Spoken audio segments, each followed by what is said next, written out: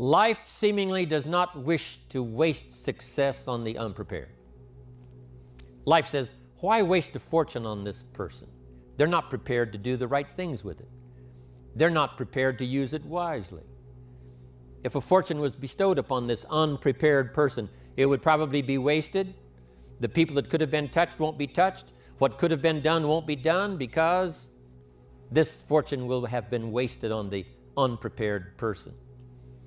So not only look for fortune, not only look for the promise, but prepare yourself and ask of yourself, what can I do to make myself ready? Because remember, life was designed not to give us what we want, not to give us what we need, but life was designed to give us what we deserve. Every value in life must be paid for, and those that pay are the ones that get it. A big share of our life is preparing, getting ready. When we go to the first grade in school, we're just preparing for the second grade. After we've finished 2 grades, the 2 grades prepare us for number 3. Sometimes it seems like a long, excruciating time, and the time will just seem like it'll never come when we can finally have the performance that we really want. But it takes time to prepare, it takes time to get ready. And the decisions you make in the preparation time, those are the decisions that last for a lifetime. I cannot be as powerful as I could be next year. You know, you can't go to the 10th grade in the 5th grade. You just got to go through the grades, but the more you are prepared, when the 10th grade finally comes, now you can cash in and get 2 times, 3 times, 5 times more value from it by being prepared. Preparing to have a good day. It's that preparing, maybe the night before, maybe the couple of days before the day that you're going to put everything together.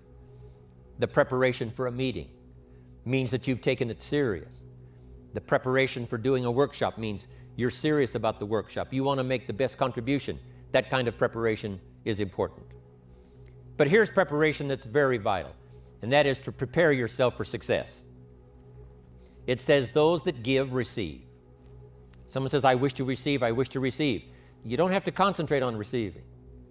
Just become a good giver. It says, those that search will find. Someone says, well, I need to find some good ideas to help change my life for the future. Then to find good ideas, that doesn't come because you need them, it comes because you search for them.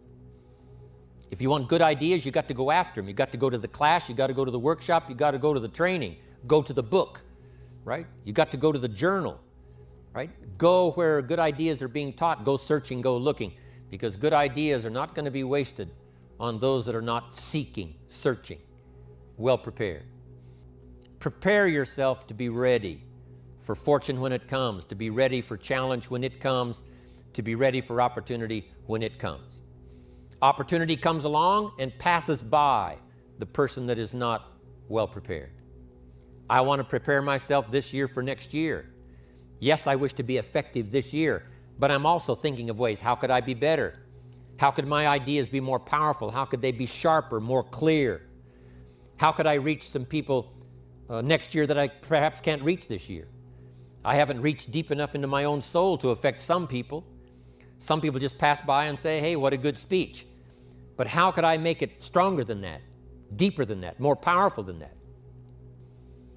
Next on my list to help you become the powerful variable, learning the power of purpose. A person who has purpose in their life, they have something to go for, some meaning. One writer described it, for some people it becomes a magnificent obsession. And for you and I, maybe it doesn't need to be that dramatic as a magnificent obsession. But it has to be something that does something to us, something that pulls us, especially into the future. You know, there are many influences on us. One is the influence of the past. Some people are always pulled back by the past. Some people are always pulled aside by the distractions. But here's what's powerful. If you have a list of high purpose in your life, it pulls you toward the future.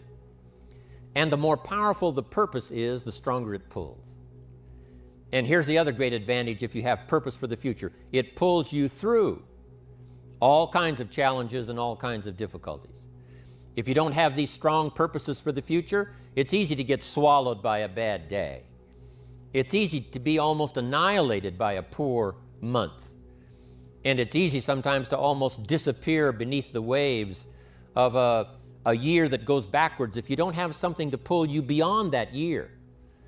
So if you want something to pull you through all kinds of challenges, all kinds of difficulties and things that come at you, you got to have something on out there beyond today, beyond next week, beyond next month, beyond this year, that pulls you into the future.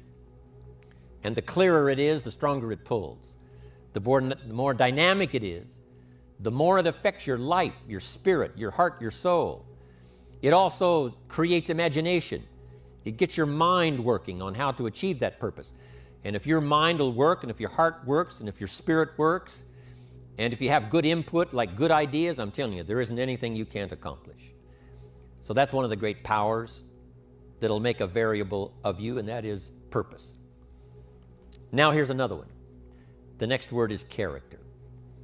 Becoming a person of high values, a person of principles, a person of honesty, a person that earns respect. That kind of character within yourself, that people see you as honest, as fair, willing to do the right thing, willing to be helpful, but always willing to walk the center line, not to pass the line. Vitally important. Building and developing your own character. Now here's another one. It's called self-discipline. Self-discipline, all of us have a challenge with that. Because sometimes it's easy, and especially if you're working hard, doing the best you can, it's easy sometimes to let up and let it go. But if everybody will have the discipline to say, I will do the best job I can. I will make mistakes, of course, because we're all human, but I'll try to remedy those mistakes and do the best job I can. That kind of self-discipline that understands how important your part is in all of the functions that work. And each one of the parts that are played is necessary to put on the broadcast, make it viable, make it real, make it powerful. Any couple of them missing, and it would be a disaster. But all of it put together, and it works like a charm. Each person developing the self-discipline to do their part, do their job. Here's the next one, self-confidence. Where does self-confidence come from? And this is the best advice I can give you on that. Not neglecting, first of all, the small daily disciplines. Self-confidence really comes from feeling good about yourself. And one of the best ways to feel good about yourself is at the end of the day to know that you poured it on. You did your best. If you conducted a meeting, you did the best you could. If you made a phone call, it was the best phone call you could possibly make. If you wrote a letter, it wasn't a casual letter, it was your best letter.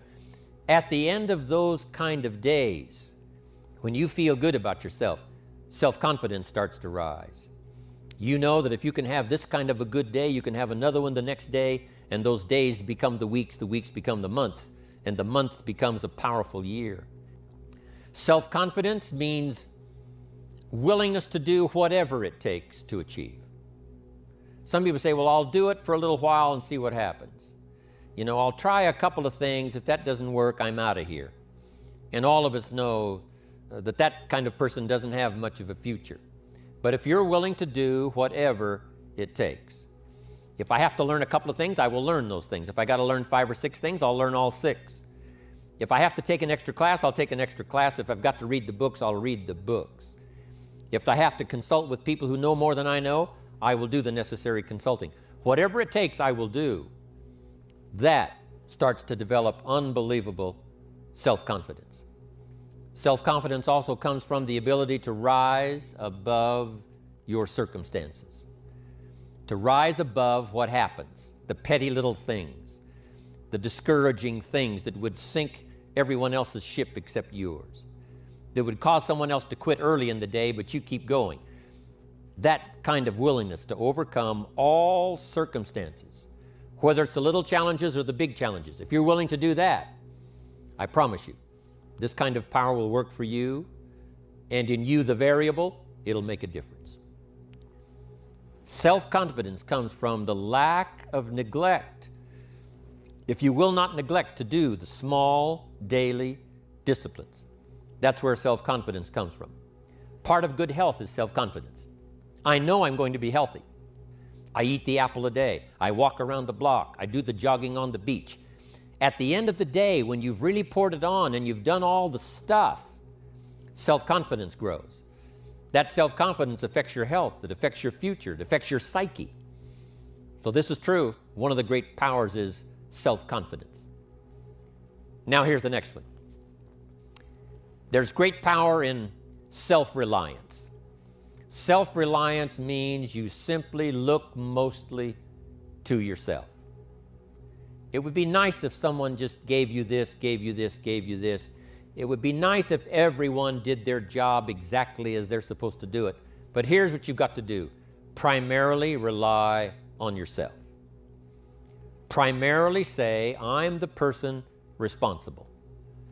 And I will learn the necessary skills so that I can help people learn their skills. If I need lots of people to do certain things to build my organization, that is what I must have. But I've got to be the final backstop. I've got to be the final one that people can rely on. So that if this is missed and this is missed, I can catch up. I can fill the gap. I can do the job. We have to do it when we conduct meetings. We have to do it when we conduct training. We have to do it when we're in a class of just a few. What someone might have missed, we're there to fill in. Self-reliance. Primarily, we're learning to count on yourself. So that you can do this, never complain and never explain. Next on my list to help you become the powerful variable is expertise. Wanting to excel in all of the skills and settling for nothing less than an outstanding performance. If you're willing to be the best in your field, if you're willing to demand of yourself excellence in skills, to be the best that you can possibly be. In the training, do the best you possibly can. In doing a workshop, do the best you possibly can. Developing the skills of using your personality, developing the skills of language, developing the skills of influence, developing the skills of organizing. If you're willing to be an expert in all of the skills, a chance to make your fortune. Expertise. Excellence in skills. Here's the next key power, and that's image. There's many parts to image. The image that others see you as, the image you have with other people. And it's very important how other people see you. If they don't see you as a leader, chances are they won't pay attention. If they don't see you as being in control, chances are they won't have the trust. If they don't see you as knowing where you're going, what you want to accomplish, they probably won't follow. But if people can see you, if you have the image of someone that's in charge, in control of your life, your future, your destiny, in control of the situation, if they see that, that kind of image is powerful. It helps to win the day. It attracts other people. People want to be around people that are in control, that are powerful, but they know how to use their power. Influential, but they know how to use their influence. That kind of image is important. But here's a very important image, and that is your image of yourself. The way you dress, the way you talk, the way you think, your capacity for learning. All of that is an important image that you have of yourself. The image that you have that if it needs to be learned, you could learn it. If there's a book that needs to be mastered, you could master it. If there's a skill that needs to be learned, why couldn't you get busy now and learn that skill? That kind of self-image, that I am continually trying my best to be the best I can. Because one of the most important places you have to look is into the future, yes. You got to look into the past, yes. You've got to look around, yes. But one of the most important places you have to look is in the mirror. You know, how I appear to other people, that's important. But how I appear to myself is the ultimate importance. That kind of image, to where you'll develop the self-confidence, you'll develop the self-reliance. Next on my list, to help you become the powerful variable, we all know what the enthusiasm is like when somebody lets us see their enthusiasm, which is like the 90% and only 10% of it is inside. But the enthusiasm that really affects people is not just being loud, but the enthusiasm that runs deep, the enthusiasm that comes from deep inside, created by self-confidence, created by purpose, created by genuine willingness to help other people. That kind of enthusiasm, knowing that you're going to get the job done, knowing you're going to affect people, knowing you're going to have testimonials flowing in from all kinds of directions. That kind of enthusiasm. A lot of it is quiet. A lot of it is unheard. And the 10% that's heard, it rings a bell. People call it genuine enthusiasm because they know that what you say in the outward display of your enthusiasm is only a small tip of the iceberg of the enthusiasm you feel inside that really motivates you to do the best job you can. Here's one more, and that is the power of extraordinary performance and demanding of yourself excellent results. This is so important. If you want to live extraordinary, you must do extraordinary. If you want an extraordinary income, you must do extraordinary things. If you want an extraordinary fortune, you must go with the demands of what it takes to have that fortune. And you've got to ask it of yourself. You know, I can't ask it of you. I would try to inspire you. I would try my best to share with you what it might taste like, what it's like to finally make your fortune. It happened for me. But here's what you must do. You must demand it of yourself. Society does not demand that you not have a heart attack. But if you want to escape having a heart attack, you must demand it of yourself. Society doesn't demand that you jog around the block every morning. But if you want good health, you must demand it of yourself. Society doesn't demand that you read a couple of books a week and improve your intelligence and your knowledge. That you must demand of yourself. Society does not demand that you build a financial wall around your family nothing can get through. That's not a demand of society. But you must demand it, if you wish it, you must demand it of yourself. Society doesn't demand that you learn a list of 10 skills in order to ensure your own future and the future of your family. Society doesn't demand it, doesn't require it. It is not a law. But if you want the benefit, you must demand it of yourself.